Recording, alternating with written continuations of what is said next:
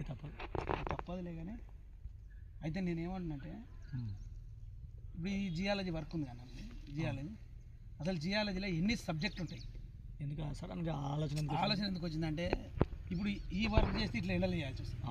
ఇంకే వేరే సబ్జెక్ట్ ఉందనుకో, కొంతమంది పోరగాళ్ళు నీ అమ్మ ఈ ఎండలో కష్టపడి ఏంది భయ్ అని చెప్పి వాడు ఇంకేదైనా నేర్చుకుంటాడు.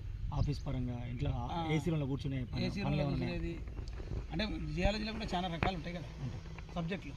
అది మనం ఇప్పుడు నెక్స్ట్ తరం పిల్లలకు కొంచెం మనం చెప్తే వాడు మనలోకి ఎండలు కష్టపడకుండా నీడపాటు కూర్చొని పైన ఫ్యాను కింద కుర్చీ దాని బాధ ఆడు పడతాడు. అంటే ఇప్పుడు నీకు జియాలజీలో సబ్జెక్టులు ఎన్ని రకాలుగా ఉంటాయి? ఎన్ని ఉంటాయి అందులో ఈ నువ్వు చేసే జియాలజీ వేరు ఉంటుంది కదా, ఇంకా వేరే జియాలజీలు ఏముంటాయి అది ఒకసారి పిల్లలకు మనం ఎక్స్ప్లెయిన్ చేయాలి. చేస్తే ఏంటంటే ఫ్యూచర్ తరంలో నీకు వాటర్ దొరకదు.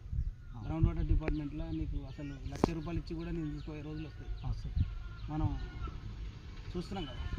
జియాలజీ అంటే టైంపాస్ కోసం